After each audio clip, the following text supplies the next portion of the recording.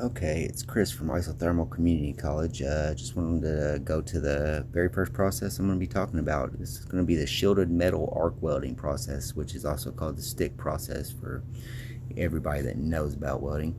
Okay, so the first thing you need to know about the stick process, besides your PPE, is it's a direct current electropositive. So that means your negative is going to be your ground and your positive is going to be your clamp, your stick holder, your electrode and your stick. What that does is it completes a circuit. So when you hook the ground up close to it and then you touch it with the rod, which is your electrode, it completes an electrical circuit and focuses it into that one area. And that's how you weld with a stick rod. Okay, the slag will form around the weld and it protects it from, depending on what stick you're using, from oxygen or hydrogen. 7018 is a low hydrogen rod, so it'd be protecting it from hydrogen there.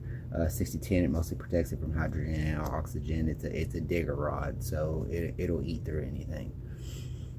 When you're using a 6010 rod, like when you're rooting something or it's your original weld and you need it to fuse good, pipe fitters will know about this because you usually use a 6010 to do the root in a pipe, which is the hardest thing to do with the stick process. So you'll be in a 5 and 6G position.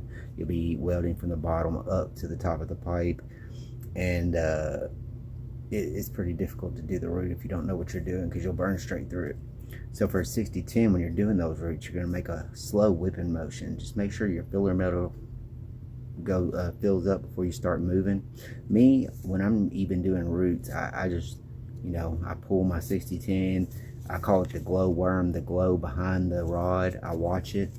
If it's following behind my rod, I'm fine. When it stops following behind my rod, that's when I need to start whipping back, because that means you're not fusing. So instead of blowing, you'll blow through any second if you don't start whipping.